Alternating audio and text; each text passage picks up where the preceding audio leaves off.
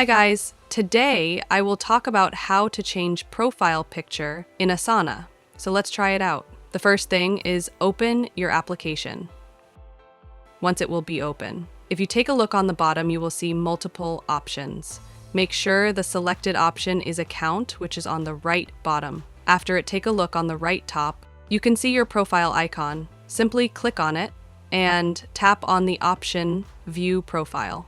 Once you will click on it, you will get access to your profile where you can see your email by which you create your account.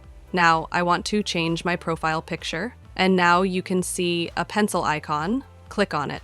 And now here is my profile picture. Click on this camera icon, and you can see select existing photo. Take picture or remove photo. If you want to choose a picture from your gallery, then select the first option, and your mobile phone will be open, and you can select any picture that you want. If you want to take picture live in Asana, then do it.